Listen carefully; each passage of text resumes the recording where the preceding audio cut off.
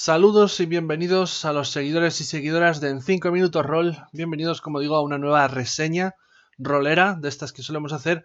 Vamos a continuar valorando y hablándoos, contándoos todo lo que consideramos oportuno de las diversas publicaciones de la línea Wrath and Glory, el nuevo juego de rol de Warhammer 40.000, concretamente de todo lo que ha publicado Ulises North America antes de que Cubicle 7 se haga cargo de la licencia. Entonces, cuando Cubicle 7, empiece a publicar ella sus libros, bueno, pues reseñaremos sus libros también. Pero de momento vamos a hablaros de lo que hay publicado por parte de Ulises North America. Ya os hablamos del Starter Set, ya os hemos hablado del manual básico de Wrath and Glory. Ahora nos quedaba un suplemento por analizar, que es este Dark Tides, Mareas Oscuras, traducido al castellano. Una antología de aventuras, y cuando digo que es una antología de aventuras, quiero decir que es un suplemento que contiene 5 aventuras que cuentan una gran historia, digamos que una serie de eventos que suceden en una ciudad colmena del planeta Caribdion, la colmena Aidon, que es la colmena capital de ese planeta. Bueno, pues cada una de las aventuras cuenta una historia independiente, pero todas en conjunto hay una subtrama que nos van narrando qué ha estado pasando en esta ciudad colmena y por qué se están sucediendo todos estos problemas que los personajes jugadores van a acabar resolviendo en cada una de las aventuras hasta llegar a ese gran encuentro final con la mente detrás de todos los hechos, ¿no? La criatura en la sombra que ha puesto todo esto en marcha. Digo que es una antología de aventuras porque no es una campaña y tampoco son aventuras sueltas sin conexión alguna, como ya he mencionado. Sí que hay esa conexión, pero tampoco es una campaña. ¿Por qué? Porque las distintas aventuras, aparte de ser bastante independientes, no están pensadas para ser jugadas con los mismos personajes todas. En su lugar, cada una de las aventuras está pensada para ser jugada por personajes de un nivel de poder distinto. El nivel de poder me refiero a los tiers, esos tiers en los que en el manual básico se dividen los distintos tipos de personaje o las distintas clases de personaje, ¿no? Recordemos que que podíamos ser guardias imperiales, marines espaciales, inquisidores, acólitos de la Inquisición. Bueno, pues cada una de las aventuras está pensada precisamente para ser jugada con uno de esos niveles de poder, de manera que una aventura la puedes jugar con acólitos de la Inquisición y otra aventura se puede jugar directamente ya con un inquisidor o con un grupo de inquisidores. Esto está así, por tanto, no podemos definirlo como campaña porque, como digo, no está pensada para ser experimentada por los mismos personajes de principio a fin, sino en su lugar por distintos personajes. Y luego ya depende del máster que sean los mismos jugadores, que puede ser perfectamente, no hay ningún inconveniente, o que cada aventura, y esto puede ser un experimento interesante, a lo mejor en el canal podríamos hacerlo, no sé, ya veremos, que cada aventura estuviese jugada por unos jugadores distintos, que al final todas ellas contasen esta trama general, pero que viésemos que cada capítulo hay unos jugadores diferentes que manejan unos personajes diferentes y que sus historias se ven relacionadas con hechos que han pasado en las historias anteriores de otros jugadores. Bueno, ideas que se le ocurren a uno. Antes de empezar con la reseña, que todo esto está sirviendo de introducción, fijaros si está resultando un poco extensa, pero bueno, tengo que explicar esto de la antología y demás. Vamos a ir reseñando aventura por aventura, aparte de lo que es la edición física, la presentación visual, todo esto que hacemos siempre. Voy a ir reseñando aventura por aventura y sí que aviso ya, va a haber de spoilers, va a haber de strippers. Si pensáis jugarla o si tenéis interés en jugarla y no queréis que os revienten nada, pues no veáis más de la reseña. En todo caso, si hay mucho interés en saber cuál es nuestra opinión de este suplemento, porque lo barajáis comprar o no, pero tampoco queréis que os revienten nada, os recomendaría veros la parte final de la reseña, lo que es la valoración final, para directamente saber qué opinamos, y ahí ya sí que no destriparé nada de las aventuras porque ya lo habré comentado antes, solamente daré una opinión más general en conjunto, sin estropearle las sorpresas a nadie. Habiendo dicho todo esto, entremos en faena.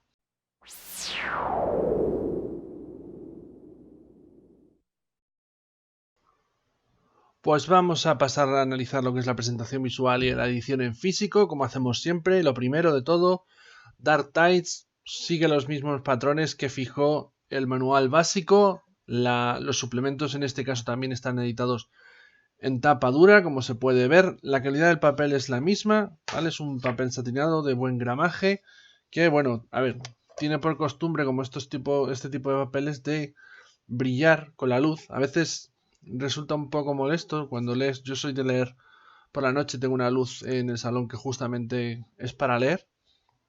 Entonces, a veces en este tipo de libros sí que te da ese reflejo y puede resultar un poco incordio, pero por lo demás el papel es de buena calidad. Y en general no tiene nada más, ¿vale? Ya digo, es en tapadura, no es un suplemento particularmente grueso, como puede verse, a ver si consigo que lo veáis, porque claro, al ser tan oscuro y la mesa igual negra, pues tampoco se termina de apreciar a lo mejor. Aquí yo creo que se ve que no es particularmente grueso, pero bueno, es lo típico. Sí que tiene algo de sobreprecio este suplemento, son $39,99. Este sería el clásico suplemento que yo creo que en euros se reduciría a 30 euros. Aunque en la conversión euro-dólar saldríamos perdiendo, como suele ser habitual. Pero en cualquier caso, no voy a hablar en este caso de precios. No tenemos aquí ningún marcapáginas de tela como sucedía en el manual básico, porque bueno, también este es un suplemento, entonces no entiendo que no tiene que tener tantos accesorios de lujo. En el manual básico se agradece y es un añadido brillante, pero en un suplemento, y más en uno como este, que cuenta con unas 150 páginas, si mi memoria no falla. No, menos incluso, 126. Pues no es necesario incluir un marcapáginas de tela, ya con uno que tengas tú, marcapáginas propio, pues te vale, no hace falta tener algo de ese estilo, así que el hecho de que no lo tenga tampoco es ningún punto negativo, porque no he visto suplementos, o al menos no es común, suplementos de este estilo que tengan un marcapáginas para nada. Lo que es la presentación visual del libro en cuestión, ya sabéis, maquetación e ilustraciones. Nos encontramos un poco en el mismo caso de que ya mencionamos con el manual básico. La maquetación a mí personalmente me parece deficiente, no es intenta ser barroca, pero al mismo tiempo la tipografía que utiliza no es la apropiada para este tipo de maquetación barroca. Y la distribución de textos que hace no está lo bastante clara como para resultar en una lectura 100% clara. No me quería repetir, pero sí, 100% clara. Ya digo, estos son los típicos recuadros aclaratorios que no se identifican muy bien, salvo por estas dos líneas así con pinchos que los diferencian del texto principal, que por lo demás es igual porque la tipografía es la misma, los colores de los títulos son igual. O sea, no tienes una clara diferencia entre lo que es información añadida y lo que es información esencial, pero bueno, los inicios de cada aventura, porque en este caso cada capítulo es una aventura. Bueno, pues como vemos, sigue la misma tónica que siguieron antaño, con una gran imagen integrada con el fondo barroco, y luego el título en grande, con esta tipografía que la verdad es bastante simple y sencilla, no es una presentación visual que a mí me resulte apropiada para este universo que tiende a ser bastante barroco. Repito mucho la palabra barroco, pero es que es lo que se me viene a la mente cada vez que pienso en Warhammer 40.000 y su aspecto visual, ¿no? Siempre como muy recargado de elementos. Bueno, pues aquí vemos como todo bastante simple y sencillo. Sí que hay una variación con respecto al manual básico. Este suplemento tiene bastante. Tiene unas cuantas ilustraciones más propias. El manual básico se distinguía particularmente porque la inmensa mayoría, salvo principalmente las ilustraciones de las clases de personaje y alguna de vestuario, eran todas ilustraciones de archivo. Aquí también es cierto que hay menos páginas, pero hay algunas ilustraciones más encargadas propiamente para este juego de rol y para este libro en concreto. La mayoría son ilustraciones de personajes secundarios de las aventuras, como es este caso, ¿vale? Este miembro del Adeptus Administratum que tenemos aquí. Y ya digo, esto se agradece muchísimo porque una de las cosas que a mí me gustan de las aventuras compradas o ya hechas por parte de la editorial es que te puedan poner ilustraciones de los distintos personajes secundarios que van a aparecer a lo largo de las mismas. Más que nada porque es una ayuda visual muy importante de cara a los jugadores. Siempre, antes que extenderte con una descripción extensa y que pueda a lo mejor aburrir a algún jugador, pues es mucho más fácil siempre decirles, a ver, veis a esta persona y les pones la ilustración y entonces ellos ya tienen una imagen visual de con qué personajes se están relacionando y qué lo hace interesante o importante, o si es bueno, si es malo. Ellos ya más o menos viéndolo pueden formar una idea sobre ese personaje que con una descripción siempre es más difícil de llevar a cabo.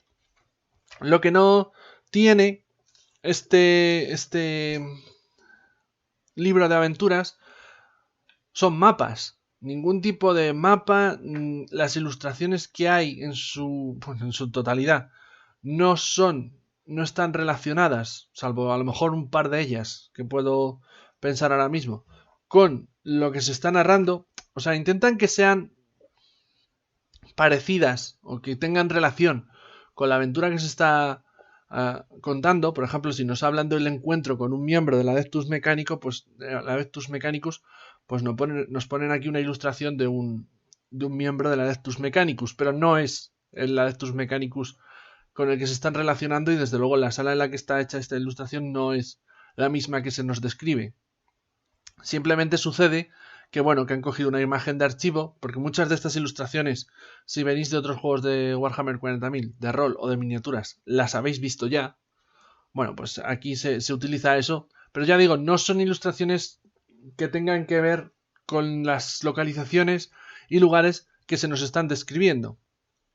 Algo que a mi juicio es una pena, porque el escenario en el que tienen lugar todas estas aventuras es bastante sugerente y ayudaría mucho, ya no solo a visualmente imaginarlo y que luego el director de juego pueda describírselo a los jugadores, sino también a nivel puramente de reglas, como pueda ser la descripción de un lugar y que todo el mundo tenga claro cómo es, qué posibilidades tiene, cuál es su distribución. Todo eso no lo hay porque no hay mapas, más allá de que los puedas utilizar para poner las miniaturas.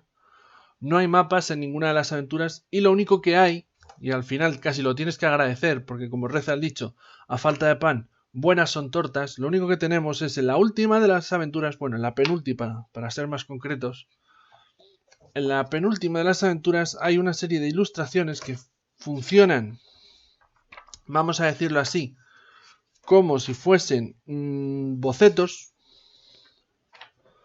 como este, por ejemplo, que es una especie de... son en blanco y negro y son una especie de bocetos de cómo sería la sala en la que los personajes están inmersos en esas acciones. Son en pequeñito, tristemente son en pequeñito, no son ilustraciones grandes a tamaño completo, como veis aquí, por ejemplo, otra. Como reza el dicho, ya digo, a falta de pan buenas son tortas, y en este sentido tendremos que conformarnos. Pero no deja de ser un punto, a mi parecer, muy negativo de este suplemento, que es el hecho de que en las múltiples zonas que se describen y que tienen lugar hechos importantes a lo largo de las diferentes aventuras de las que consta este suplemento, no tengan ningún tipo de mapa o ilustración que nos ayude a visualizarlas de cara a dirigir los combates que hay ahí, que tienen lugar en esos sitios, o a presentarles la estancia a los jugadores y que los propios jugadores luego, si tienen dudas y te dicen, oye, ahí esto, o en esta estancia hay esto otro, pues tú como director de juego que sí ves la representación espacial del lugar en el que están inmersos los jugadores, pues puedas decirles, pues mira, sí, es una estancia que tiene esto o que está distribuida de esta manera. Aquí lo tienes que hacer simplemente con la descripción que te dan en el texto, que tampoco son descripciones demasiado detalladas, así que al final te lo tienes que inventar un poco por tu cuenta. Ya digo, habrá quien esto no le suponga ningún inconveniente. A mí personalmente me da pena porque creo que hubiera sido muy útil y me parece muy necesario.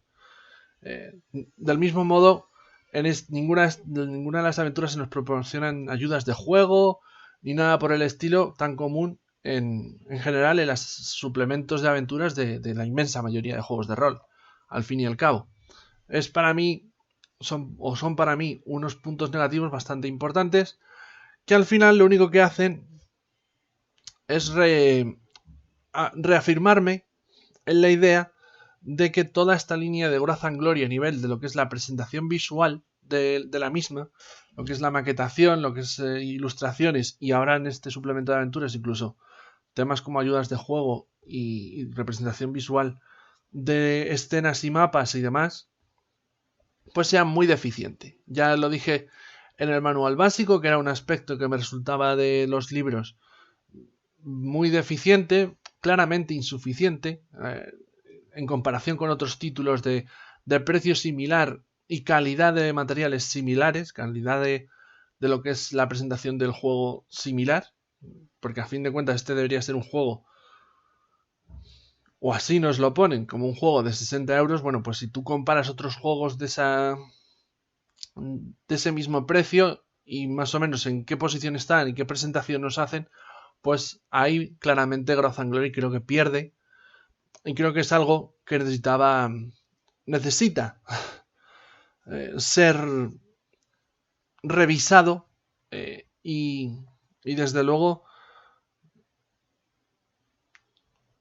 revisado. Desde luego deben echarle un vistazo de nuevo y reformular cómo quieren presentar estos libros, porque desde luego el trabajo que aquí ha hecho Ulises Norteamérica me parece muy deficiente. Más allá de que luego a nivel de texto sí que, como veremos, sí que creo que cumpla. Pero la presentación visual de los libros sigue siendo, en el caso de Dark Tides, también deficiente. Pero como decimos, esto ha pasado a manos de otra editorial, ya lo dijimos en la reseña del manual básico, veremos si ellos solucionan estos elementos, que parece que así es. Así que hasta aquí nuestra visión de lo que sería la presentación visual y la edición en físico de este Dark Tides. Vamos a pasar a hablar ya del contenido del texto de las aventuras en cuestión.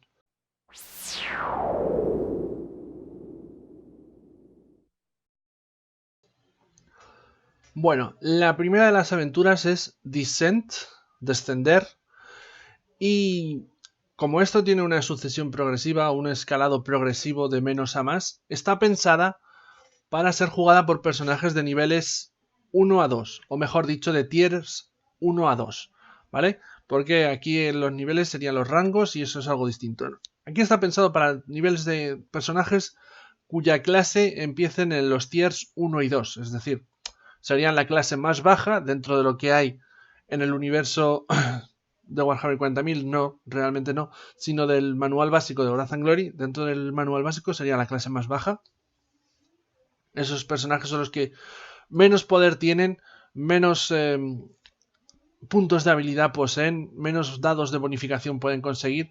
Es decir, debería ser una aventura que les permita experimentar la dureza de ser uno más entre billones de humanos del imperio de Warhammer 40.000. Es una aventura, esta de Descent, que nos lleva a, como he dicho antes, al planeta Caribdion, un planeta oceánico, que en su mayor parte está dominado por las aguas, ocupado por las aguas, apenas hay superficie terrestre, y en él hay diversas ciudades colmenas. Las ciudades colmenas, si no sabéis lo que son, porque habéis entrado en esto de Warhammer 40.000 hace relativamente poco. Bueno, las ciudades colmena vienen a ser una especie de megaestructuras que se construyen hacia lo alto y son estructuras industriales, es decir, son ciudades que van construidas, como digo, hacia los cielos. Cuanto más abajo, más pobre eres, y cuanto más arriba, más rico eres o más perteneces a la élite de la ciudad. Normalmente los nobles, los gobernadores y demás residen en lo alto de las ciudades colmena y las clases obreras residen en las partes medias. Ya si eres un mutante o eres escoria humana o eres te ocultas de la sociedad y demás, pues vives en los puntos inferiores donde normalmente suele estar toda la maquinaria o el alcantarillado. Bueno, vives entre el equivalente a vivir en nuestra sociedad, como digo, en las cloacas. Bueno, pues algo por el estilo, ¿no? Y ya digo, son ciudades que en líneas generales suelen ser ciudades industriales, obedecen algún tipo de ejercicio industrial, no sé, a ver, es que me resulta difícil de definirlo. Básicamente, en el caso de Caribdion, por ejemplo, o mejor dicho, de Aidon, que es la ciudad colmena en la que tiene lugar toda esta aventura, toda esta antología de aventuras, se dedican a la extracción y manufactura de una especie de algas verdes que luego transforman en alimento, en raciones de alimento y que van a parar y que es el diezmo que pagan al imperio, y el imperio luego eso lo desvía, bueno, pues a los distintos regimientos de tropas que tiene repartidos por la galaxia, etc, etc, etc, ¿no? Ya digo, esta primera aventura nos lleva a este emplazamiento, en realidad esta y todas, pero bueno, esto es la que sirve como para conocer la ciudad colmena, y lo que nos propone es que este grupo de personajes, que un ejemplo de grupo que vendría muy bien para esta aventura sería precisamente un grupo de acólitos de la Inquisición, como sucedía en Dark Heresy. Es decir, no sois nadie importante, sois unos entre muchos, pero tenéis un mínimo de autoridad para investigar lo que os van a encargar investigar, que en este caso son una serie de asesinatos entre las clases nobles de Aidon. Se supone que llegáis a esta ciudad colmena, hace poco que el gobernador planetario ha desaparecido, no se sabe dónde está, no se sabe qué ha sido de él, entonces están un poco en esta situación política compleja, y para colmo de males, diversos nobles han empezado a aparecer muertos y se ha pedido ayuda a este rogue trader, a este comerciante independiente que comentamos en el manual básico, que era Jack el Baronius, que se había erigido un poco dentro del sistema Gilead, lugar donde tiene todo esto lugar, o sea, lugar donde tiene todo esto, sí, lugar, bueno, que se había erigido como esa figura de autoridad, como digo, y al que más o menos responden o piden auxilio todos. En la aventura se nos comenta que Jack el Baronius sea el juez de la investigación. Básicamente sea el personaje ante el que los jugadores han de responder. Personalmente yo eso lo cambiaría. ¿Por qué digo esto? Porque puesto que son personajes de tier 1 y 2, deberían tener una sensación mucho mayor de ser don nadies y que hablen directamente o que les encargue directamente la misión. Ya que el Baronius, que debería ser o es, por todo lo que nos han contado del sistema Gilead, que tampoco es muchísimo, como ya dije en la reseña del manual básico, es la figura más importante de este sistema, me resulta chocante, al menos a mí, sobre todo a nivel de trasfondo. Porque claro, ya que el Baronius tendrá 80.000 cosas que hacer, tendrá 80.000 agentes por ahí, que tenga estos mindundis así de primeras, me parece, yo lo cambiaría. Pero esto va al gusto de cada uno. Personalmente, haría que respondiesen ante otros agentes de más rango del propio Jack el Baronius, pero no directamente ante Jack el Baronius. Así que, esto, a ver, son cosas que, bueno, que tú puedes cambiar si quieres y demás, no vemos más, no es nada negativo ni nada por el estilo, pero bueno, yo personalmente sí que ya digo que lo variaría un poco por bueno, preferencias personales. Lo que es la aventura en sí, es una aventura de investigación, es una aventura que tiene sus giros y demás, pero es bastante sobre raíles. De hecho, casi todas las aventuras de este suplemento podríamos definirlas como que son bastante sobre raíles. No hay mucho margen para que los personajes se salgan por la tangente. Y en el caso de que se salgan por la tangente, tampoco el texto nos ofrece opciones opcionales, cosas opcionales que puedan investigar o que a la que puedan dedicar sus esfuerzos, que ayuden al final a reconducirlos o incluso, yo que sé, a conocer más datos de la historia en sí. No, en general, el texto tal y como está estructurado en todas las aventuras es bastante directo. Primero llegan a este paso, luego llegan a esta conclusión, luego van a este sitio, luego hacen esto otro, luego termina la aventura.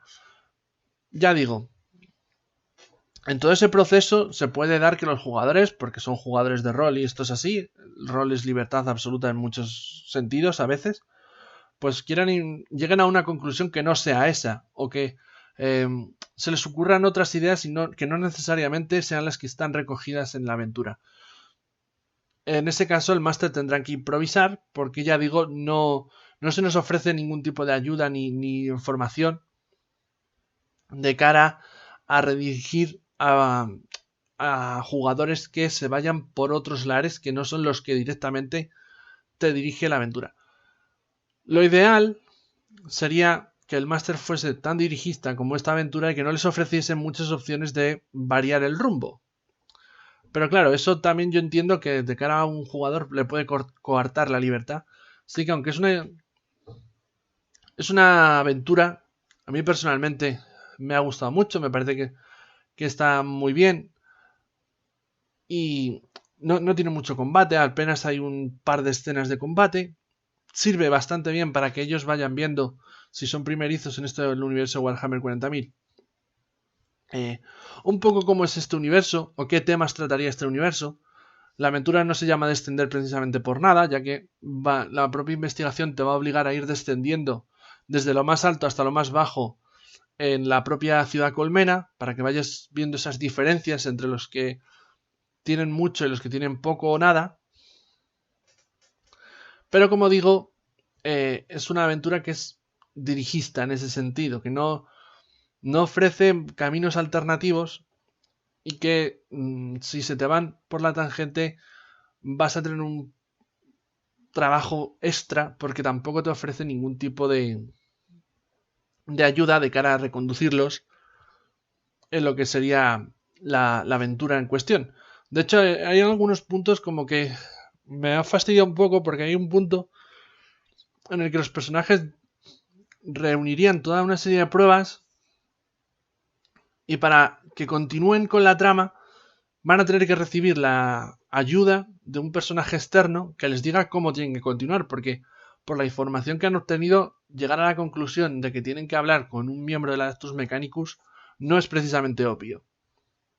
Es que una parte de investigación requiera de la ayuda de factores externos me parece un poco trampear la partida de los jugadores, pero bueno, dentro de eso la historia en general está bastante bien y como digo, la escena me resulta divertida. Esta personalmente me ha gustado y no me importaría llevarla a mesa.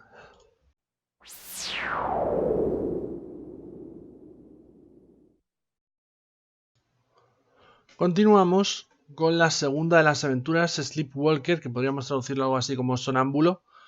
Bueno, pues en este caso tenemos una aventura que está pensada para los niveles de poder o tiers de 2 a 3. Es decir, ya los personajes son algo más experimentados, tienen algo más de algunos recursos más, pero siguen estando en el escalafón bajo. Es decir, no serían nada especial, pero bueno, ya por ejemplo en el grupo es posible que haya algún psíquico. De hecho, se recomendaría que hubiese algún psíquico en esta aventura porque la trama de la misma va a tener mucho que ver precisamente con los poderes psíquicos. De nuevo, como ya he dicho, todas las aventuras tienen lugar en Caribbean y en la ciudad colmena de Aidon.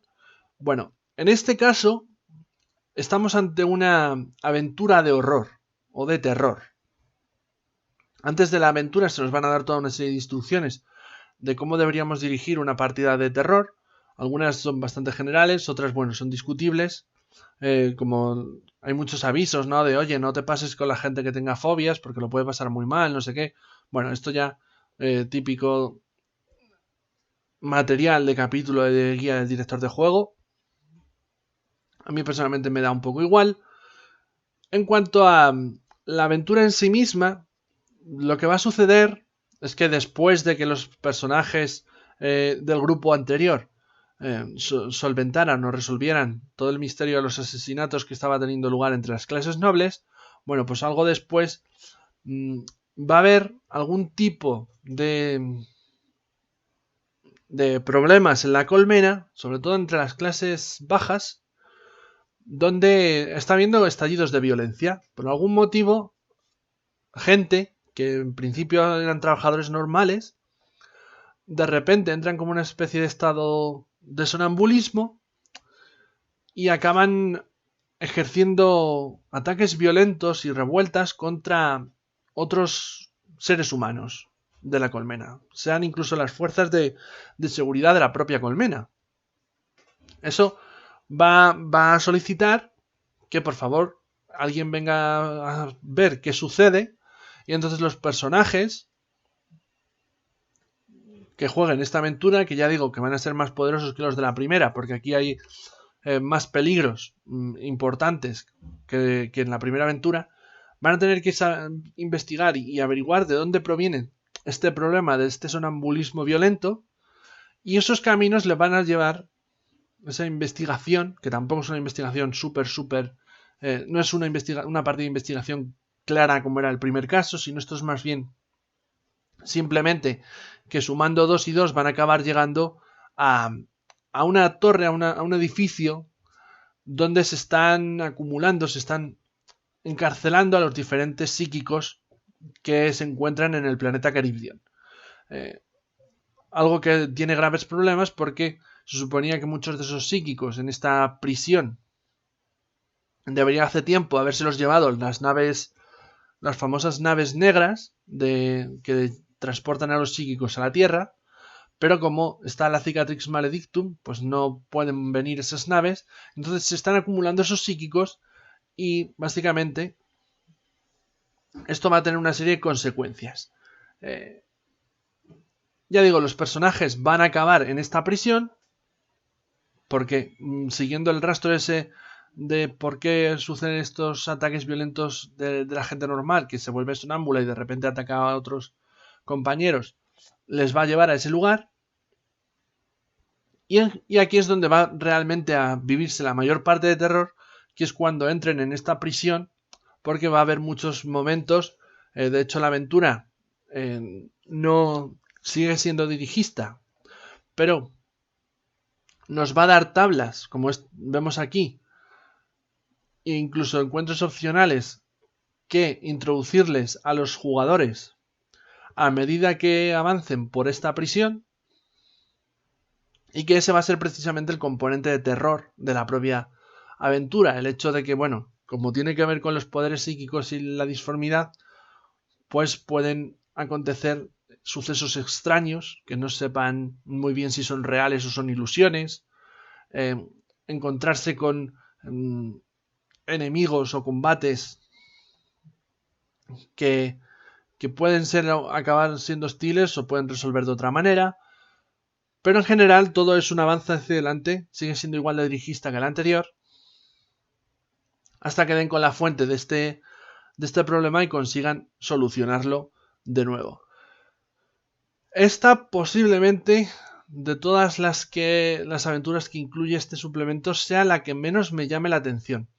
Es una aventura interesante, no me malinterpretéis, y creo que como aventura de horror dentro del universo Warhammer 40.000, bueno, pues está bien, pero sí que a mi juicio ofrece la trama, el argumento menos interesante de todos. Esto unido a, como digo, a lo dirigista que es la aventura en sí misma, pues es lo que me hace que de las 5 que hay en el libro sea la que menos me ha impresionado o me ha llamado la atención.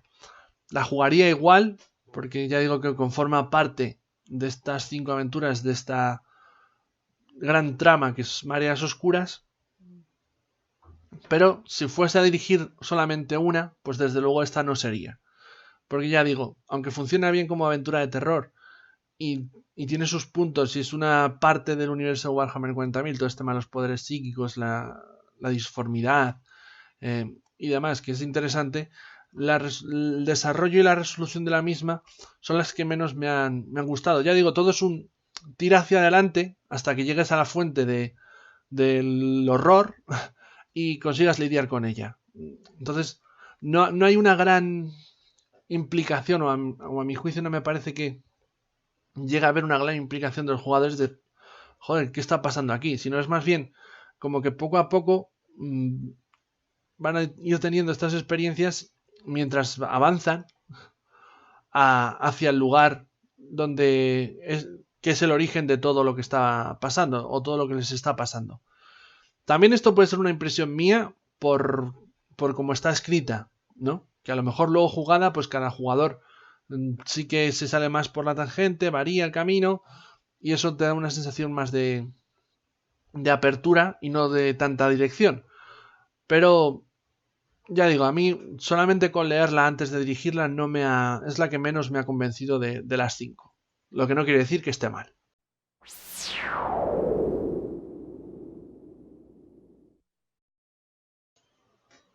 Bueno, pues pasamos de la que menos me ha convencido a la que precisamente más me ha gustado de las 5 aventuras que incluye este Dark Tides. Caught Between, que sería algo así como cogidos entre medias o justamente eh, metidos entre medias, ¿no? Esta aventura, ya digo, a mí personalmente es la que más me ha gustado. Está pensada para ser jugada por personajes que pertenezcan a los tiers entre 3 y 4. Voy a comprobarlo. Sí, 3 y 4. Pero digo, no sé si me acuerdo bien, pero sí, es 3 y 4. Aquí ya tenemos a personajes, sobre todo una vez hemos entrado en el tier 4, que son personajes muy importantes dentro del universo. Aquí ya tendríamos a inquisidores, ya tendríamos a marines espaciales, ya tendríamos a cruzados. Estamos ante posiblemente jugadores que ya pertenezcan a la élite dentro del universo de Warhammer 40.000. No son legendarios, pero sí están dentro de la élite. Así que esta aventura, precisamente yo creo que también por eso va a jugar. Es una aventura bastante social. Tiene su buena ración de combates. De hecho, en comparación con las otras dos, esta tiene más combates que las anteriores. Pero sin embargo, me parece que es una aventura mucho más de politiqueo, más social, que las otras, que la primera era de investigación y la segunda de terror. En esta aventura lo que nos topamos es que en Aidon, en la colmena de Aidon, de nuevo ha avanzado un poco el tiempo, están inmersos en la elección de un nuevo gobernador planetario. Si recordáis de la primera aventura, dijimos que misteriosamente el gobernador planetario había desaparecido. Bueno, aquí va un pequeño spoiler barra de stripe. En esa aventura al final se averigua que el gobernador ha sido asesinado.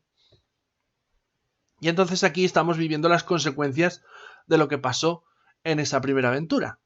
El gobernador fue asesinado, como digo, están eligiendo quién le va a suceder y da la casualidad de que el gobernador tenía dos herederos, una hija y un hijo.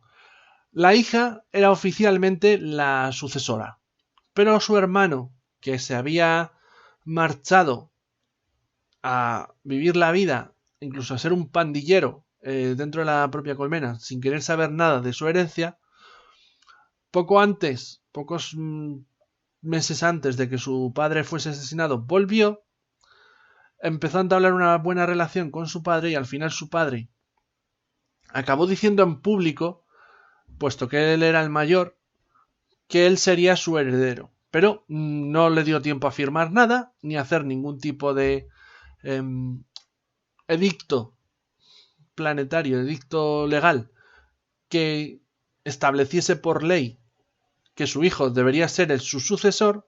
Y entonces ahora mismo la colmena está en esta diatriba de que por un lado legalmente la sucesora debería ser la hija, pero como el gobernador también dijo que debería sucederle su hijo, aunque no sea legal, hay quien apoya que sea su hijo el que ocupe su antiguo puesto. Así que esta es la situación. Hay una colmena, que es la capital de Caridion, que necesita elegir a un gobernador planetario y que sin embargo no se pone de acuerdo sobre cuál de los dos, el hijo o la hija, debería ser el gobernador. Aquí es donde van a entrar los personajes. ¿Por qué? Porque como el consejo que tiene que elegir cuál de los dos sucede a su padre está en un empate, básicamente tienen el mismo número de apoyos la hija que el hijo, se pide que sea Jack el Baronius, este comerciante independiente que no me canso de nombrar, el que decida este empate, el que decida a cuál de los dos apoya, y ese será el que gobierne el planeta. Jack el Baronius, que tiene muchas cosas en las que pensar, como ya dije antes, lo que va a hacer va a ser enviar a un grupo de sus agentes o sus seguidores, de gente que trabaja con él, básicamente, compañeros, a ese grupo más en los que tenga mucha confianza. Por ejemplo, un inquisidor, ¿vale? No sería seguidor de Jack el Baronius ni trabajaría para Jack el Baronius, pero sería alguien importante y respetado que Jack el Baronius lógicamente apreciaría y valoraría. Entonces, bueno, o un marín espacial, no sé, ese tipo de personajes, de clases de personajes, que serían los jugadores. Va a enviar a este grupo, ellos dos, este grupo tiene que valorar cuáles son las actitudes de cada uno de los dos gobernadores o futuros gobernadores y decidir quién va a ser, quién consideran que debería ser el gobernador planetario para básicamente romper el empate. Evidentemente todo esto se va a complicar, va a haber intentos de asesinato, va a haber tejemanejes y al final los personajes se van a ver envueltos en lo que parece ser una guerra sucia encubierta entre los dos hermanos que, bueno, veremos si efectivamente es así o si no es así. Y hay otras fuerzas que están intentando que parezca eso, aunque no lo sea. Ya digo, para mí, de todas las aventuras es la que me ha resultado más interesante, porque además creo que puede dar mucho juego entre el grupo de personajes, ya que te ponen a precisamente el hijo que es, bueno, pues muy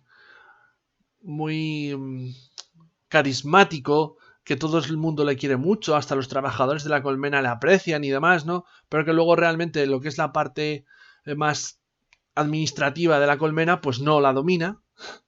Y luego por otro lado tienes a la hija que es socialmente es una inepta, pero que en cambio todo lo que es la parte administrativa es un hacha y entonces, bueno, ellos tendrán que ver qué le conviene más al imperio, que sea tener a una administrativa perfecta que suba la producción de la colmena y que eso repercuta para bien en la colmena, o tener a alguien que a lo mejor tenga más contentas a las clases trabajadoras y a los nobles y eso significa que haya más estabilidad en la colmena al precio de que la producción se vea reducida. Bueno, pues ya digo, a mi juicio es la más chula, la más interesante. También es dirigista porque al final no dejan de ser una sucesión de escenas que van a tener lugar y en las que los personajes se van a ver metidos en medio. Pero aún con todo, ya digo, creo que puede estar muy chula, o al menos a mí me lo ha parecido, me ha molado muchísimo. Y ya digo, de las 5, esta es la que más ganas tendría de jugar personalmente. Y con esto voy a pasar a la cuarta, ¿vale? No voy a comentar ya más cosas de esta y pasamos a la cuarta.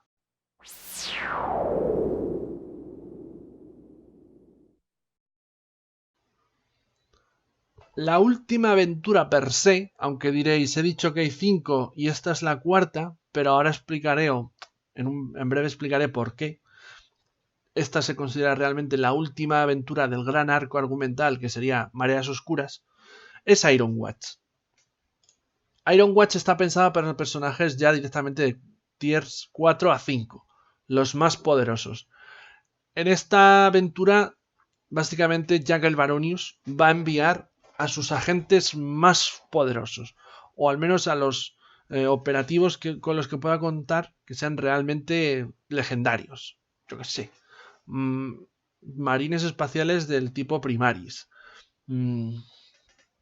Inquisidores que, vamos, sean reconocidos a lo largo y ancho de la galaxia. Bueno, pues este tipo de personajes. ¿Por qué? Porque algo muy grave ha pasado. Después de los hechos de las anteriores aventuras, en Ironwatch, la prisión donde se estaban acumulando los psíquicos, algo ha sucedido, no saben el qué es, el caso es que se ha bloqueado desde el interior y parece haber habido algún tipo de levantamiento entre los psíquicos, y puesto que los psíquicos son muy peligrosos en el universo Warhammer 40.000, ¿a quién vas a mandar para solventar el problema? A tus más poderosos guerreros. Por eso la aventura está pensada precisamente para eso. Se van a enfrentar a peligros contra los que el resto de personajes no hubieran tenido nada que hacer. De hecho, la situación es crítica porque van a tener que destruir esta torre. No van a salvar nada, no. Se les manda a los personajes para que activen una serie de medidas de seguridad que acaben con la torre en las aguas de Caribdion, sepultada por completo, hundida, básicamente, y todo lo que haya en su interior muera. Si fracasan en su misión, las naves de Jack el Baronius en órbita alrededor de Caribdion abrirán fuego y destruirán Ironwatch. El problema es que, por mucho que se quiera, las armas de una nave espacial son muy potentes y lo más probable es que no solamente destruyan Ironwatch, sino que destruyan toda la colmena, con la consiguiente pérdida de vidas humanas que ello conlleve y de producción de algas, de raciones y el daño que sea para el imperio. Lógicamente esto se quiere evitar y es el último recurso. Antes los personajes tendrán la oportunidad de triunfar. Aquí, en esta aventura, que ya es básicamente una aventura principalmente de combate y de acción, tendrá sus toques de terror como tenía la segunda aventura, pero principalmente es una aventura de acción, de manejar personajes muy poderosos y enfrentarse a hordas de enemigos o incluso a enemigos muy poderosos. Aquí vamos a tener ya, digamos, se va a resolver el gran misterio de por qué se cometían los asesinatos de los nobles, por qué surgieron esos problemas de sonambulismo, quién estaba detrás de los intentos de asesinato de los sucesores del gobernador planetario. Todas esas tramas abiertas que se habían quedado en las anteriores aventuras, por mucho que hubiésemos terminado la trama concreta de cada una de las aventuras, bueno, pues los hilos que estaban abiertos se cerrarán en esta cuarta aventura de Ironwatch. Aquí veremos que el caos tiene mucho que decir en la caída en desgracia de la colmena Aidon y el posiblemente futura desgracia del planeta Caribdion si los jugadores no consiguen triunfar. Esta es una aventura, como digo, donde va a haber poderes psíquicos, donde va a haber demonios, donde va a haber mucho combate y donde los personajes van a ser y se van a sentir auténticos héroes dentro del universo Warhammer 40.000, porque ya digo que van a ser personajes con mucho poder. Bueno, ya digo, la aventura está guay, está bien, y de hecho creo que esta es la que mejor representaría si tú quieres jugar aventuras de Warhammer 40.000 que sean más parecidas a lo mejor a las sensaciones que puedes tener en el juego de miniaturas, ¿no? De grandes ejércitos ahí enfrentándose, o poderosos marines espaciales enfrentándose contra demonios y demás. Bueno, pues esta es la aventura que más se va a parecer a eso. Mientras que el resto de aventuras son más parecidas a las que hemos podido vivir en tantos otros juegos de rol, que es investigación, de terror, de politiqueo. Aquí no, aquí vamos a tener una aventura, como digo, cargada de acción, de heroísmo y también con sus toques de horror. Es un gran cierre climático. Claro, la única pega, si haces el experimento que yo dije, de que cada aventura la jueguen unos jugadores distintos, pues el gran clímax final va a haber muchos jugadores que no lo experimenten, solamente lo podrán ver. Pero bueno, ya digo, no me ha desagradado lo más mínimo. Como toda, es bastante dirigista, pero bueno, esta es más fácil de dirigir porque no estás dando tanta manga ancha a los jugadores, ya que los estás guiando por un lugar cerrado del que no pueden salir. Y que es bastante, por no decir muy sencillo, devolverlos al camino que la aventura requiere. Mientras que en los anteriores casos, bueno, pues sí tenían esa libertad para moverse y era más complicado mantenerlos en la vía que la aventura te estaba pidiendo. Un gran clímax final, como digo, para la aventura, con un ejemplo final magnífico de lo que serían las Threatening Task o las reglas de Threatening Task que vimos en el manual básico, ¿vale? Estas tareas por pasos y una serie de tiradas que se va viendo si los personajes consiguen lo que pretenden o no. Ya digo, me parece que como están implementadas en esta aventura, en la parte final, el clímax final, queda genial. Y ya digo, me ha gustado. No es la que más me ha gustado, pero me ha gustado. Y con esto podemos pasar a la quinta y última aventura de este Dark Tides.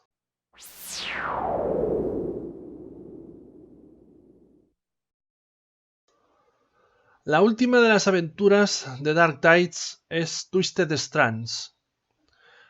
Tiene la particularidad de que mientras que el resto de aventuras han estado protagonizadas siempre por agentes imperiales, bien fuesen marines espaciales, guardias imperiales, adeptus sororitas, adeptus administratum, adeptus mecánicos, inquisidores, lo que sea, lo que quieras, pero agentes imperiales en definitiva, Twisted Strands está protagonizada por Eldars.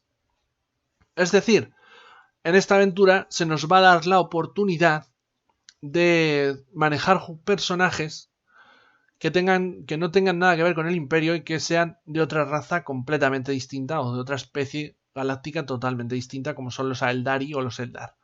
Para los que ya llevamos en esto de Warhammer 40.000 mucho tiempo, por mucho que Games Workshop quiera cambiarles el nombre. Pero esto es otra cosa y otra cuestión. Es una aventura que, aunque está relacionada con los hechos del resto de aventuras de Mareas Oscuras, es bastante independiente de por sí. ¿Por qué digo esto? Funciona más casi, o yo la vería más casi como una especie de epílogo, ya que el clímax final lo hemos vivido en Ironwatch, en la cuarta de las aventuras. Aquí los personajes van a pertenecer a la raza de los Eldar y van a ser un grupo conformado por el vidente, o mejor dicho, un vidente que es el máximo dirigente del mundo astronave de Ulkir, creo que era. O Ulkari, lo acabo de leer. Ulkari. Que es un mundo astronave que seguramente no suene de nada porque es nuevo, no es de los famosos del juego de miniaturas, que hasta el momento era bastante pacífico, no se inmiscuía en los problemas de los humanos ni nada por el estilo. Pero al surgir la Cicatrix Maledictum fue golpeado directamente, acabó estrellándose. Los mundos astronaves son básicamente naves gigantescas que son mundos que vagan por el espacio. Bueno, pues este se acabó estrellando y ahora los Eldars que de ese mundo, como los de los personajes, se han visto obligados a tomar las armas, a abandonar ese camino pacífico con el que estaban plácidamente hasta el momento y volver a retomar el camino de las armas y de la supervivencia de su especie. Entonces los personajes se van a tener que seguir las órdenes de este vidente, que lo que quiere es que, bueno, él ha visto en sus visiones que hay un poderoso psíquico humano que, por lo que le dicen sus visiones, tiene un destino muy importante para los Eldar. De hecho, un destino que puede ser trágico a futuro para los Eldar. Y no se puede permitir que este ser humano, que todavía no ha desarrollado ese potencial, viva para que el día de mañana, a futuro, puede pasar mucho tiempo, caiga como una desgracia para nuestro pueblo. Entonces les ordena acudir a Ironwatch, a a Charybdion, a la colmena Aidon y por tanto a la prisión Ironwatch, donde este humano está preso, para que sea eliminado. Esto es lo que quiere el vidente, pero como en cualquier otra especie, por muy alienígena que sea, también hay sus diferencias y veremos que, aunque el vidente quiere esto, hay una corsaria, una capitana corsaria de los Eldar, que opina diferente. Esta princesa corsaria, Ferianwyr se llama, les pide a los personajes que les traiga a ese humano psíquico. Ella considera que tiene visión o tiene agentes también con poderes psíquicos como el vidente, que ellos han visto que sí, que este hombre, el destino tiene cosas importantes para él, pero que no necesariamente han de ser negativas. Lo importante es sacarle de esa prisión, que es lo que seguramente le conforme para que el día de mañana caiga una desgracia sobre los Eldar. Entonces lo que quiere es que le traigan vivo para que ella y su gente lo puedan moldear y poder utilizarle en un futuro. Él y su poder ser utilizados por los Eldar y la supervivencia de los Eldar. Los jugadores, por tanto, acabarán viajando a Ironwatch al momento en el que estaba en la última aventura. Así que, de hecho, la gracia de esta aventura es que se acabarán topando con los personajes que manejaron en la aventura anterior. Entonces, que es algo que también sucedía en la otra aventura. Lo que pasa es que no lo mencioné para no estropear esta reseña de esta parte. Se acabarán topando, ahí puede suceder cualquier cosa. Lo ideal es que cada uno marche por su camino y, si es necesario, se ayuden. Ya digo, la gracia es que tendrán que sobrevivir a Ironwatch, como pasaba en la aventura anterior, pero esta vez con Eldars. Y mientras que en la vez anterior tenían que enfrentarse a la mente maestra detrás de toda la trama de Mareas Oscuras, bueno, aquí los Eldar tendrán que recuperar a este psíquico y los personajes tendrán al final que decidir qué hacen, si lo matan o si lo llevan con vida a su mundo astronave y se lo entregan a la princesa Ferianwyr. Bueno, a ver, ya digo, es la aventura más independiente porque aunque tiene relación con los hechos de las otras aventuras, es la que más desconectada está, a fin de cuentas. Pero esta aventura, a mí me gusta y me parece muy interesante, sobre todo de cara a que los jugadores puedan manejar personajes que no tengan que ver con el Imperio. Porque al final, lo normal es que Warhammer 40.000 siempre tenga que ver mucho con el Imperio, ese es el foco, el centro.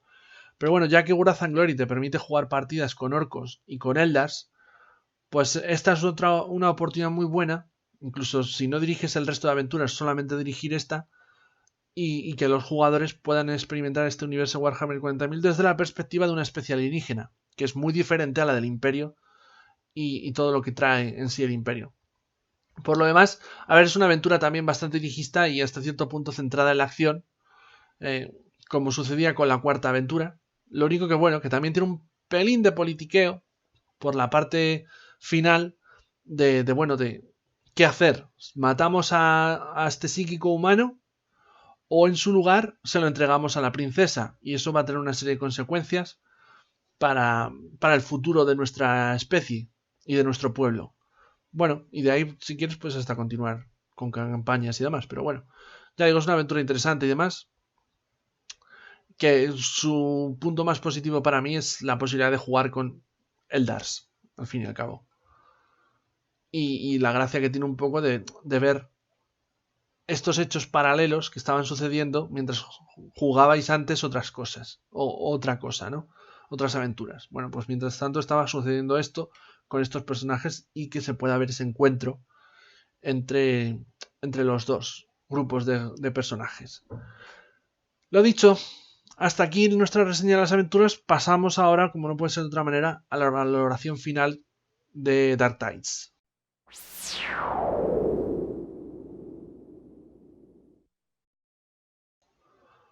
Bueno, pues habiendo echado un vistazo ya completo a todo lo que nos ofrece Dark Tides, este suplemento antológico de aventuras, ¿qué valoración final nos merece? Como he dicho, a lo largo de las distintas aventuras, todas en general me han gustado. De hecho, creo que son aventuras de notable, no son aventuras de sobresaliente, porque personalmente considero que hay algunas de aventuras de Warhammer 40.000, de algunas campañas y suplementos de juegos anteriores de Warhammer 40.000 que me parecen superiores. Y esta es quizá el defecto que les vea, como he mencionado prácticamente todas, es lo dirigistas que son.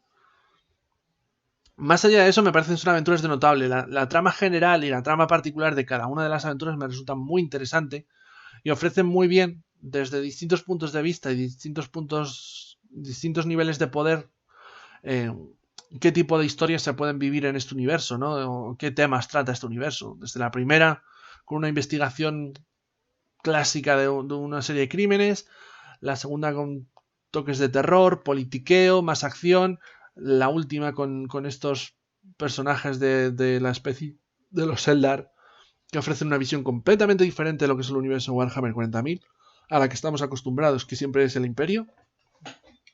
Ya digo, lo que es a nivel general, las aventuras me parece son de notable y me han dejado un sabor de boca muy positivo y quiero dirigirlas en este canal.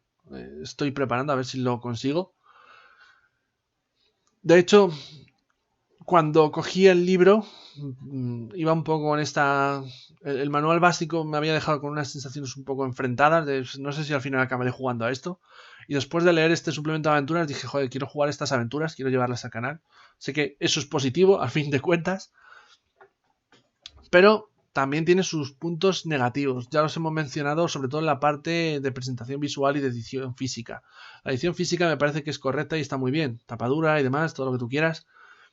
Pero sobre todo sigue manteniendo los problemas de presentación visual, es decir, la maquetación que no me gusta, la tipografía de letra que no creo que pegue mucho, cómo está distribuido el texto y demás, la presentación visual del suplemento, como ya sucedía con el manual básico al fin y al cabo, me parece bastante deficiente.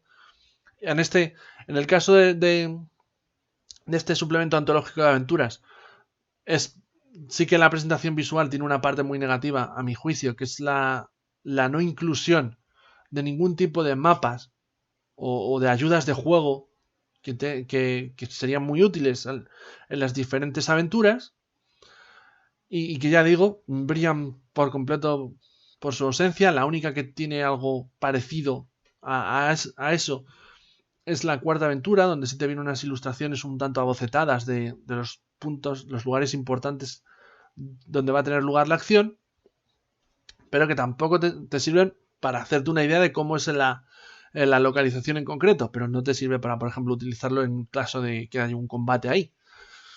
Ya digo, es quizá lo que más me parece, más negativo me puede parecer de la presentación visual en el caso de esta antología de aventuras Dark Tides. Porque luego sí que es cierto que tiene ilustraciones de los personajes secundarios y demás más importantes, que eso lo aplaudo y lo agradezco muchísimo. Pero me falla por el otro lado. La presentación visual de toda la línea Growth and Glory me parece, como ya he repetido en tantas ocasiones, la parte más deficiente de la misma. Pero también creo algo que no he reseñado, que no he mencionado a lo largo de la reseña, porque lo estaba reservando precisamente para esta valoración final de la misma, es el hecho de que hay una cuestión que creo que hubiera venido fabulosa para esta antología de aventuras, que es un gazetteer más extenso de Carimdion, el planeta Carimdion, y en concreto de la colonia, de la ciudad colmena, perdón, de Aidon. ¿Por qué digo esto? Toda la acción de todas las aventuras tiene lugar en ese planeta y en esa colmena. Gazetteer lo incluye, pero es básicamente... ocupa una página y te da un poco de información bastante general de que he comentado a lo largo de la aventura, ¿no? De que, bueno, que esta es una ciudad colmena, que se encuentra en un estado político convulso, que produce principalmente algas que transforman en raciones, en packs de raciones, que básicamente alimento, que luego que es el diezmo imperial que pagan y que el imperio luego esto lo distribuye a sus tropas en los diversos campos de batalla que tiene abiertos a lo largo de la galaxia. Vale, es una información muy general, pero ya que todas las aventuras tienen lugar en Carimdion y en concreto en la colmena Aidon, me hubiera molado que hubieran aprovechado la ocasión para detallar en profundidad este planeta y esta colmena en concreto. ¿Por qué? Precisamente preveyendo elementos como esa como esas aventuras que pueden suceder que los personajes se vayan un poco por la tangente, aunque estén escritas de forma dirigista. A mí me hubiera parecido una ocasión perfecta precisamente para que el director de juego tuviera esas herramientas de cara a, bueno, los personajes han salido por la tangente, pero como yo más o menos controlo qué es lo que hay en este planeta y en concreto en esta colmena, pues sé qué otros lugares les puedo meter, cómo es la gente de este sitio, y de ahí los reconduzco. No lo hay. De hecho, hay aventuras donde se mencionan facciones y cosas por el estilo que según los estaba leyendo yo decía, ¿por qué no me metéis un recuadro donde me explicáis más en detalle esta facción? Porque simplemente me la estáis mencionando y si los jugadores me van a preguntar por ella necesito tener respuestas. Bueno, a ver, luego en el Dramatis Personae sí que te meten esos recuadros y te hablan un poco más de esa facción, pero tampoco te detallan muchísimo.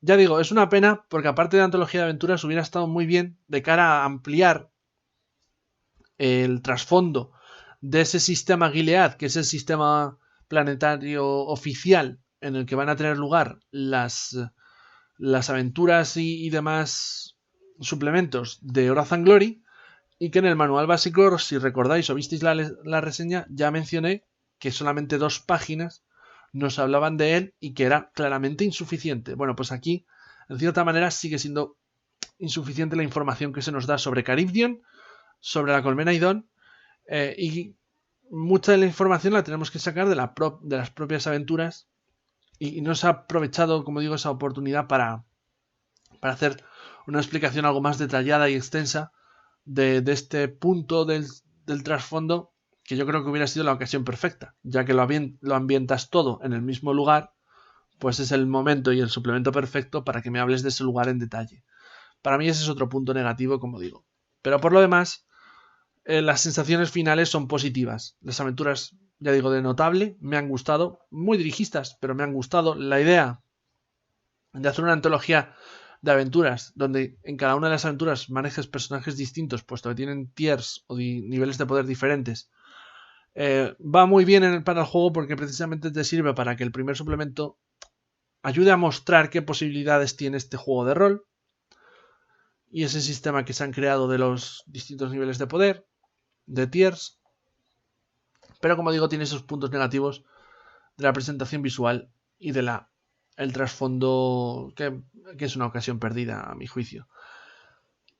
Habiendo dicho todo esto, no me queda nada más que comentar de Dark Tides. Habremos casi cerrado todas las reseñas de Wrath and Glory hasta que Cubicle 7 publique su material. Espero que os haya servido de ayuda a toda esta charla que acabo de soltar a lo largo de este vídeo.